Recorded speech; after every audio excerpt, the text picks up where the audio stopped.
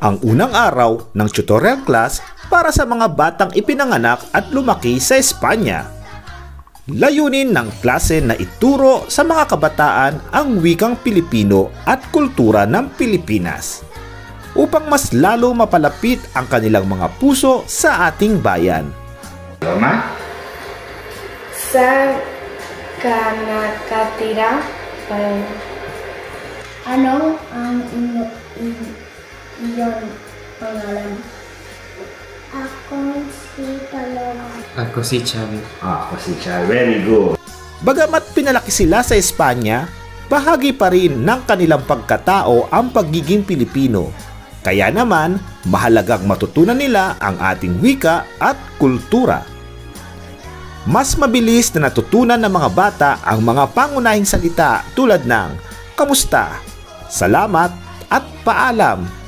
Magkita tayo bukas, Carolina. Makita tayo bukas, Paloma. Paalam. Makita tayo bukas, Chavi. Chavi. Paalam. Paalam.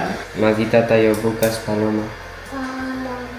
Hindi lamang nila ito natutunan sa teorya, kundi sa aktwal na pakikipag-usap sa kanilang mga kaklase at guro. Anong pangalan mo? Ako si Daniela. Muy bien. Ako si Carolina. Muy bien. Ako si Paloma. Ako si Chavi. Very good. Ano ang iyong pangalan? Ako si Paloma.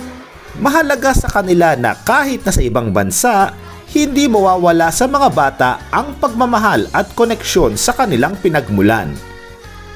Sa mga susunod na araw, mas marami pa silang matututunan tungkol sa wika, kultura at kasaysayan ng ating bansa.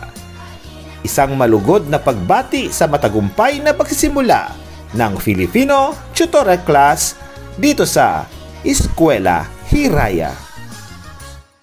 Tuwing Sabado, sa ganap na ika-4 ng hapon sa Calle Villaruel, numero 8, Barcelona, Spain.